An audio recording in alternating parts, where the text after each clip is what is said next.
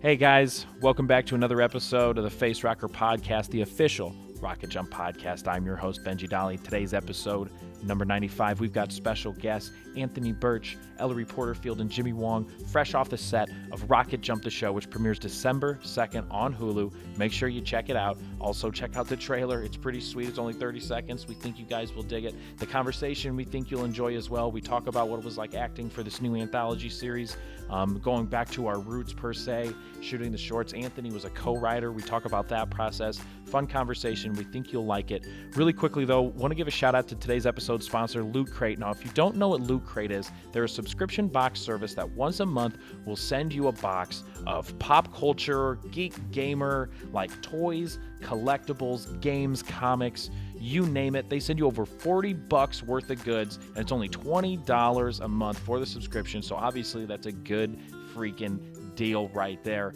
They support the podcast. We hope you'll support them. This month's theme, they do a theme once a month. This month's theme is combat, so that means they're going to have stuff from Fallout, Blizzard, Capcom, Hunger Games in there. You have until the 19th at 9 p.m. Pacific time each month to get in on your Loot Crate, and that's it. It's over. They don't make that Loot Crate again, and they go on to the next theme the next month. They're hooking you up right now. If you go to lootcrate.com/facerocker, use the promo code FACEROCKER, you will get $3 off your first subscription. So it's only $17 for over $40 worth of gear. Make sure you guys check that out. We think you'll like it, and hopefully you like today's podcast and enjoy it.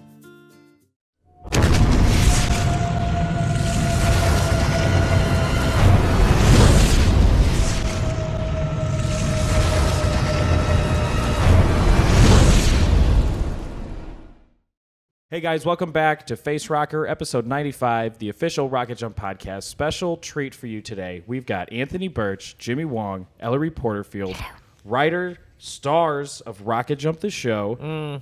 Right? What do you mean? Yeah. Not a star. Oh, yeah. Not of this show. Not of the podcast. No, the Rocket Rocket podcast. I'm in for like 10, 15 seconds. Yeah, but you steal the show, and that defines You get the a biggest star. laugh consistently. Yeah, that's true. It's true. Okay, I'll take it. Yeah, that's true. There we go. I will take that. I do. Oh, have a yeah. biggest laugh. I'm pretty great. Yeah. It's definitely my It was the favorite part. writing, I swear. Jimmy, you always steal the show whenever you're in front of the cameraman. It was fun. But anyways, you were on the set. You were there. You've been here since day one of the whole company in the True. beginning videos. And that's why it's kind of cool full circle since you started with Freddie in the beginning. And it's really interesting because obviously this is the biggest budget for that type. It's like our lifeblood, our lifeline, the namesake of the company. We got to do all over again, but with money and a budget. So And horses. And the word the show after it. and horses, and now the word the show after it. So like I wanted to talk to you guys because Anthony, you're new to the company. We brought you in for the show specifically. You wrote the show. How was it? Was it different, or was it hard to jump into this business that's already been running for a couple of years? Or this because we're all friends and family pretty much. So I know it may seem a little tight knit at times. So was that difficult, or was that? Yeah, no, it was extremely difficult. It was, I mean, initially. But he persevered. But yeah, I worked through the pain, and now I enjoy working. No, it was difficult because I came from the video game world and had written some video games, and like you inevitably like the games did well, so inevitably I turned into an arrogant asshole. I was like, I know a lot about story, guys. Like I think I've got this pretty much on lock, and showed up here, and the second we started writing the shorts, I was like, oh, stories that are like compact and tight and everything means something and the character motivations are clear and everything reads immediately are actually like the hardest thing in the entire world.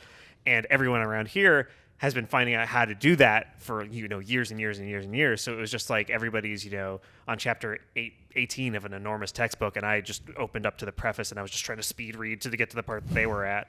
And also everybody just has such an awesome built-in chemistry with one another that it's always tricky coming in a new situation trying to find your space within there. But after about 4 or 5 months of just being certain that I was going to be fired, I now feel pretty cool. Feels pretty good. That's a good mindset to come in. I know I'm getting fired. Yeah. That's the kind of athlete I was. I was like, oh God, what's Dad gonna say when I come home? How bad is it gonna be? How embarrassed did I make? I feel like every everyone? time I'm on this podcast, you're talking about your dad and how he has wronged you via sports. I feel like that's what this podcast is. This is my therapy. you exercise your demons. Welcome to the Dolly Couch. Does he watch the podcast? Because he might be like, oh boy. No, I think I love Mr. sometimes Dolly. I do that just to poke him. That's great. It's easy to tease. He calls you up. He's like, yeah, that's right. You were not good varsity year. Get in the basement. Grab That's some so weights. funny. I love your dad. Oh, I do too. He's Papa a nice Dolls. guy. Yeah, good guy. Papa Dolly. Shout out. So that's cool that you came in, and a lot of people say, I mean, I don't want to like toot our own horn, but a lot of people say like we do a good job of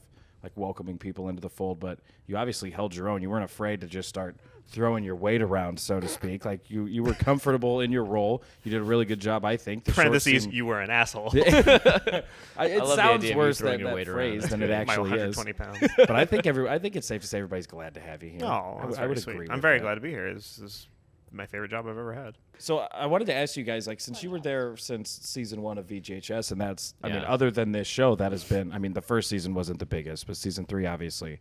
But starting from day 1 of VGHS to Rocketjump the show, how big of a difference is it from, I mean, obviously it's a big difference, but what stuck out in your mind that you enjoyed most?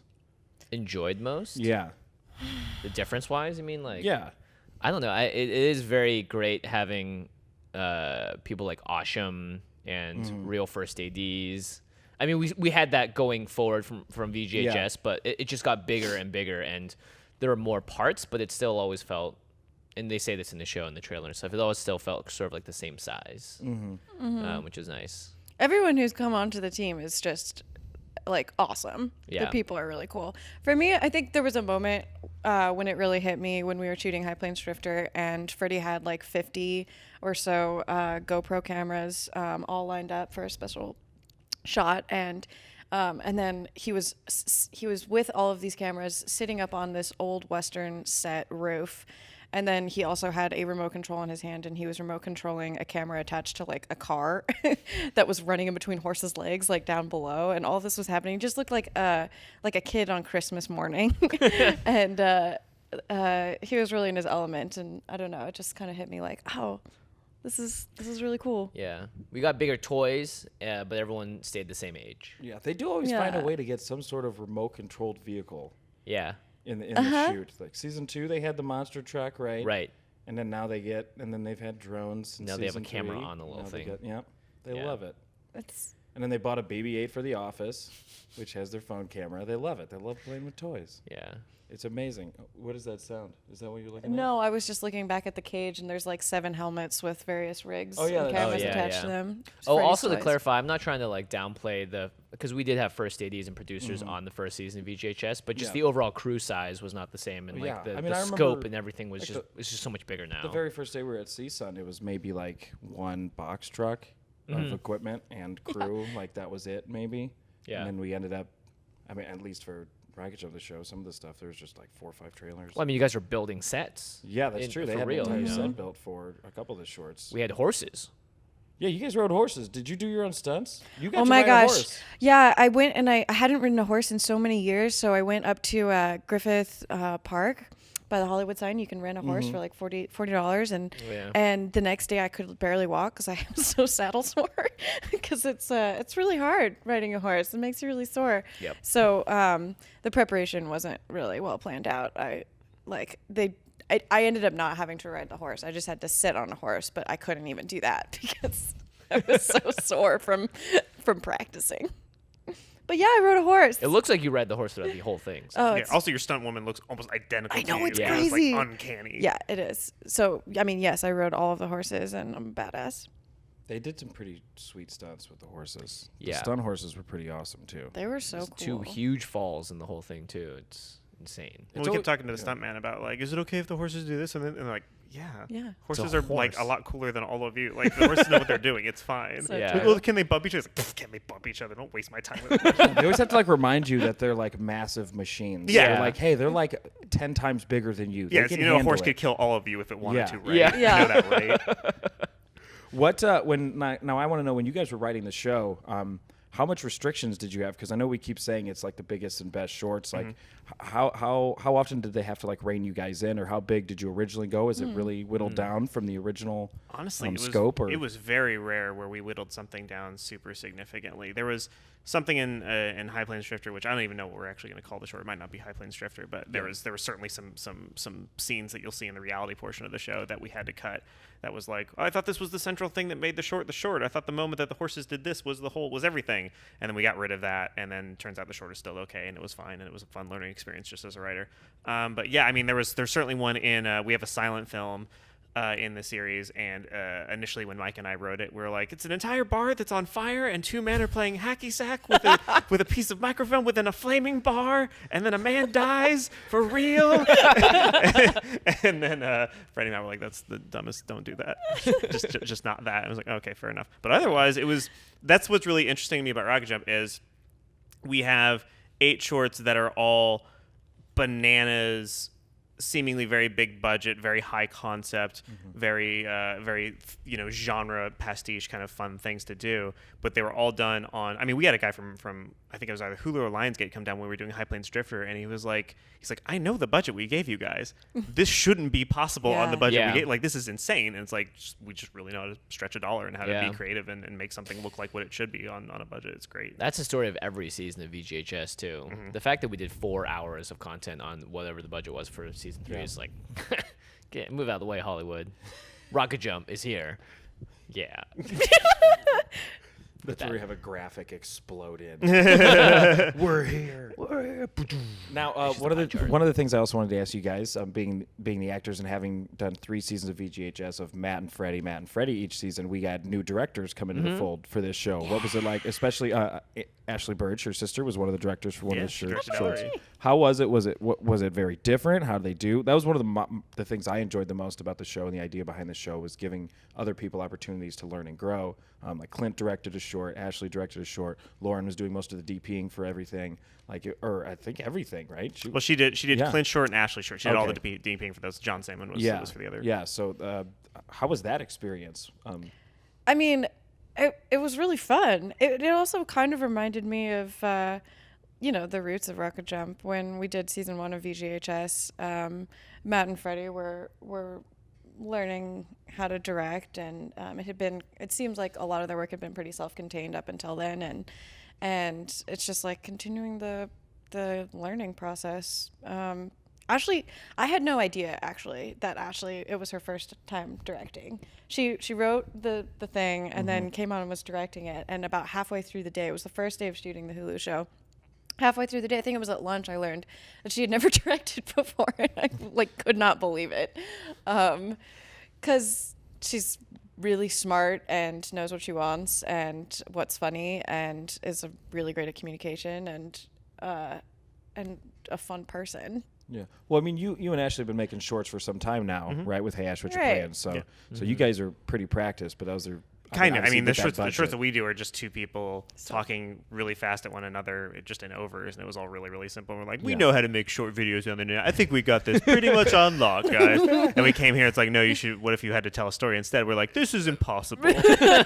But story. Yeah, that's insane. That's for rich people. But no, writing fan fiction with her was really, really funny, and Ellary did a great job. And so then, what was the biggest obstacle you had to overcome going from, like you said, the smaller shorts, easier, self-contained with your sister, to this much larger project? It was basically finding out that, like, when you're doing a Rocketjump short, every single detail matters. Every line has to push the story forward or reveal character motivation. You can't just do a thing just because it's cool unless it goes directly with the conceit of the episode. Like, by way of example, we had a short we were going to do called like Walking Dads, and it was like zombies that are also like that turn into dads when they get bitten or whatever, and it was full of a bunch of jokes that were funny, but they weren't about the conceit of what happens if you get bitten and you turn into a dad. It was just random stuff about like, what if we had a celebrity from TV in the show, in the sketch, and everybody called him TVs and then his name, and that was like a funny gag, and it was just like, yeah, but that's not pushing the conceit forward. That's not actually what the sketch is about. You're just throwing weird, funny things at a wall and hoping that combined makes a story. That's not what makes a story. A story has to be in a very specific order, and everything has to influence everything else after it. And yeah, it's hard. Hey guys, really quick, want to tell you about today's episode sponsor, Loot Crate. Now, if you don't know what Loot Crate is, they're a fantastic subscription box service that will send you over $40 worth of pop culture, geek, gamer, toys, collectibles, books, games, comics, you name it. It's only $20 a month too, so it's a fantastic deal. They do a theme each month. They've done themes before for Marvel, Star Wars, VGHS. This month's theme is combat. So that means there's going to be stuff in there from Capcom, Fallout 4, Blizzard, some Hunger Games gear. Really cool stuff, and they only do the theme once a month. You have until the 19th at 9 p.m. Pacific Standard Time each month to get in on that month's Loot Crate, or that's it. It's over. It's done. You can't get it. So make sure you get on that quick as possible. They're hooking you up this month. If you go to lootcrate.com/facerocker, type in the promo code facerocker, you'll get $3 off your subscription. So that's $17. You'll get over $40 worth of gear. Really cool stuff. Check out Loot Crate. We appreciate them supporting the podcast. We hope you guys will support them. And on to the rest of the show. So we wanted to know, obviously we've always had a lot of effects-laden shorts and things like that, but obviously there's still a lot of effects in it. But we have a couple shorts that are really dialogue-heavy this season, or not this season, but for Rocketjump the show. Ellary, what was that like acting in those types of scenes, or at least differently for Rocketjump? The dialogue-heavy ones were hard because obviously, like, well, words are hard. Case in point. Yeah. No, I'm thinking for me the most dialogue heavy short that I was in was Fan Friction, and it was it's the kind of thing where when you're shooting it, obviously you're not shooting it chronologically. It takes place in kind of two different realms. I don't want to give too much away, but it was difficult because it was a lot of stopping and starting and trying to remember where in the script you are, and but I like words as an actor. I actually Maybe a thought controversial opinion, guys, but I'm a really big fan of words. I think you can get a lot across emotionally with like intonation and like how you say things and how quickly you say them, all those sorts of things.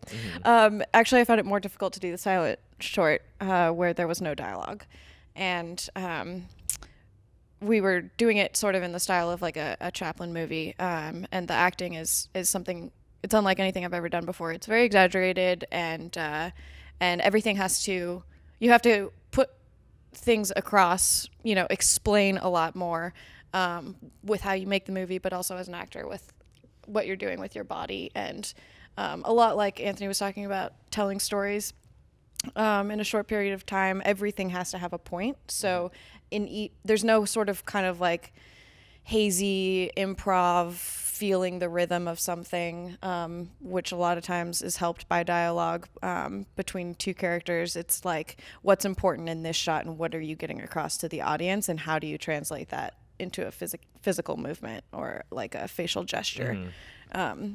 Speaking of that short, you guys rehearsed that like crazy. There was 2 days of full rehearsal. You guys have like 40% of the short is a single take. Yeah. It's incredible. Yeah, I wasn't in the single take, so I got to watch it, and it was like watching Josh prepare for like a big dance recital or something. Yeah. It's cool. I just remember I remember Clint and I think it was Robert and some of the EMC guys were in the back, and they built a mock set in the office, and they just beat the hell out of each other for 2 days. For 2 straight days. Those are my favorite days in the office, when people are doing pre-vises for fight scenes, because you just come in and out and you just see people getting their asses kicked, and you have no context as to what they're going to be shooting or what for. You just see them rehearsing the hell out of it and just beating the crap out of each other. But for a scene like that, and I'm going to go back to the writing, Anthony, like what is it like writing like a silent short? Like that sounds very difficult to do. So I think there's a saying, I don't know if it's in the military, where they say that the plan is a thing. A plan is just a thing that you throw away once the fighting actually starts. Like it just exists to get you there and then have something to react to, and inevitably that doesn't work. The silent film script was the most. It felt the most like that out of all the scripts we did, because like Mike and I wrote a bunch of beats and we could do this and that and this and that. But essentially, the way Chaplin would make movies is he would just go onto a set and just or a location, and he'd just walk around and play with stuff, and people just leave him alone for a month or whatever, and then he'd come out and he'd say, okay, I know what the story is now, because he would find physical gags and all these kinds of things. He'd know how to use the space to his advantage. We knew on a basic level what character stuff we wanted Josh and Ellary to be doing and what they wanted and stuff. But in the actual machinations of the plot, that's all motivated by the physical use of space, which is just a mode of thinking about story that had never even occurred to me. That the words on the page are important, but it's nowhere near as important as exactly how far Ellary is from a tip jar from a bartender. That's the most important thing in the scene right now, and spatially the relationship of those things to one another. It's like a math problem more than it is something. I just got a headache. Yeah, like that's because I explained it poorly. But no, not at all. So that leads me to my next question. That sounds so absolutely complicated, but like you think of it as an anthology show because there's 8 different shorts and it can kind of be like an anthology show. What exactly were the influences, or what did you guys draw from in the writers' room, or did you have anything feel or tone that you specifically wanted to go for? It was basically every time we wanted to make a short that was fun and had some sort of stylistic element to it that we were just really excited about as people that like movies and stories. So that's why we've got a sci-fi short. That's why we've got a silent film, just because we think those are really interesting. And that's why we've got a Western that crosses Western iconography with a very different iconography that's from a different kind of movie that we also really, really love. It really felt like, and it is, I mean, to some extent, this maybe, writ large, Rocketjump in general, it's a bunch of kids who grew up in just the right ways that they were able to get enough money and resources together to continue being kids in all the other ways that they never did grow up. Like, we're still essentially just making silly fan film type stuff, like, in your garage, but just the garage is enormous and there are horses in it and it's outside and it costs millions of dollars. And the toys are more expensive. Yeah, exactly. Yeah. Okay, so last question. Obviously, without giving too much away, because we can't say too much because the show is not out yet. It comes out December 2nd. What was your favorite day on set, or what are you most excited about once the show premieres? Other than, obviously, your work and seeing everyone's work being viewed. I guess my favorite day, it wasn't on the shorts per se, but shooting the commercial that we did, the trailer, I guess, that just went up online, the one shot of tracking Freddy. It was so fun because it was just everybody came back, and it was after principal photography. It was just like, because we spent all this time together for this, relatively truncated part of time, like a month, just doing all these shorts and just having long working days. And then everybody says goodbye, and it's like, oh, I miss my friends. Like, I miss my family I spent all that time with. And then we all got to come back together for the commercial. And it was just like, it was just it was the most fun I've ever had on a set ever. Yeah. That was my favorite day because I went into the WB museum at the end of the day and it was me. I was in the Harry Potter room by myself, and I got sorted by the hat by myself. What were you? I ended up being Gryffindor, but it was hilarious because this guy, I'm walking around, it's just me, and this like WB like security guy's like looking around and goes, "Hey man, you want to get sorted?" and I'm looking around and I'm like, I kind of got like embarrassed, and I was like, "Nah, man, it's cool." Like, because it was just me and this other guy, and I was like, "Dude, it's cool. You don't have to sort me, man. It's all good." And he goes, "All right, man, it's right over there." I was like, "All right." So I kept walking around, and like 30 seconds later, I see it's almost like it's calling my name. And, like, I look back at it, and I look at him, and he's like kind of smirking. I go, "You know what? You might as well put that hat on." And he goes, "Yeah, I thought you'd turn." I sat down. It was just me and this WB gentleman. Just got sorted up, and I did the whole thing, and I got up, and I was like, "You know what? That was a good idea. I'm happy I did that." He goes, "Me too, man. That was fun." Oh man! So whoever you are, we had a moment. That was a good What's time. the process of? Is the sorting hat we put on and just randomize the house? Yeah, they put it on and like it some talks sort to of you. like fan things come on and it starts talking to you, and there's something in the hat that talks to you. That's cool. Except he didn't like not like Disney where like the Monsters Inc. ride where they like point out certain characteristics. Yeah. Like, he wasn't smart enough There to was be no like, magic. "Hey, little white guy." Like, Hello, like, Benji Dolly. Yeah, he gave me the Weasley speech. He was like, "Oh, we got another Weasley, huh? All right." Yeah, Gryffindor." yeah. I was like, "All right, I'll be a Weasley. All right, That's cool." cool. You kind of are That's cool. Weasley, just a little bit. Yeah, you like got a family two of brothers, and you guys are brother all family. Yeah, messed that's up great. ears. Yeah, works out. Weasleys, but yeah, that would be my favorite. Wait, day. do the That was my Weasleys have favorite. mest up ears? One of them got his ear chopped Yeah. off, right? No, it was Sorry, blown it's been off a by a while. dragon, I believe. Yeah, dragon Yeah. took off one of the twins. Mhm. Is that the No, same not twin the twin. that got? Oh, killed, actually, you're right. It was one of the twins. It wasn't a dragon. It was a spell in the 7th book. Yeah, gone. Yeah. See ya. Bye-bye. Yeah. I had 2 days on set only. I would say my favorite day was when I got to play a role that I've never really done before. It was really unique and Oh my God. a lot of fun. I got to play Freddy's son. No, my favorite day on set was when I was on High Plains Drifter, because it was cool being around the horses and just messing around. Because my good friend Adam was also there, so it was great Yeah, to see that him was fun. pop in and get a small little. Dude, fun did they role on the tell you set. about that set, like the history behind like No. that place? Okay, so that's where Paul Newman and Steve McQueen used to go race, like for fun. There was like the dirt path that didn't was know that. right next to the stables we were chilling is like Whoa. a figure 8. That's literally And the Paul coolest Newman thing and ever. Steve McQueen would go back there and race, and to this day, Paul Newman still holds the track record. He's got the fastest lap time. Wow. One of the stunt guys was telling me about it, and I was like, "Well, this is now the coolest day of my life." Yeah. So hanging out where Paul and Steve used to just You were on get a their horse where times Paul in. Newman was on a horse. Yeah, that's true. You rode a horse. with Oh, Paul. they were You were on racing the track. horses? No, they would do stock car racing. Oh, That's cars. amazing. Yeah, they Oh, would- never they would mind. race. That's even Yeah. cooler. Yeah, I that's mean, amazing. it's definitely cool. Yeah, so Still that was. cool. I thought that was pretty rad. That was cool. Oh my Paramount gosh. Ranch, right? Wasn't that Yeah, Yeah, Paramount Paramount Ranch. Ranch. Yeah, That was really rad. nice place. I mean, those were. If I had a favorite day, I don't know which one specifically it was, but it was when we were on Paramount Ranch. Because walking on that set, there was just this. There's something so quintessentially filmic about a Western, and that set. The only thing I knew about like the lore of it was almost every Western before like the 40s or 30s was filmed at Paramount Ranch. Well, there were a lot, needless to say. And There's a lot you of could recent stuff filmed there too. yeah, but the buildings were like, they were just so real and old, and they actually had interiors, and like the glass in the windows was old, and and everybody looked amazing, dressed to the nines, in costume, and there were those are horses. nice- You could yeah. smell the horses. Kate, it was by just the way, like Kate's costume. Oh, Oh Kate's my costume. gosh. What a Esmeralda. babe. She looks so cool. yeah, The coolest. Those so are great days. It awesome. kind of reminded me of like Leetmas was always a really fun day for VJHS because everybody was decked out in some kind of gear. So you were at like the Western, everybody Yeah. being in Even the town. crew was decked I out like in the gear and dress up Lemus. days. Did we take an old timey photo? Like you know how families do the old timey No. I wrestling can't photos. We believe should have it. done that while everybody was done Damn up. We it. blew it. Well, maybe We next really year. did. Yeah, For Rocket somebody Jump the show screenshot too. That. Yeah, hey, that's a good idea. But anyways, thank you guys for sitting. It was a quick one. I appreciate you spending your problem. time with me Thank today. you. Any day. Guys, come back and see us. Go check out the teaser is up right now. It's on hulu.com/rocketjump or youtube.com/Hulu. YouTube. And go check it out and then come back and watch the show on December 2nd. Yeah. And thank you guys again. I appreciate it. Can't wait. Mark your calendars. Yep. And we'll see you next Get a week. Hulu subscription, Bye. but only after the shows come out, Yeah. so they can be like, "Oh, Rocket Jump the show got us more Hulu subscriptions." Exactly. Let's Day give the after. money. Yeah, and tweet about it.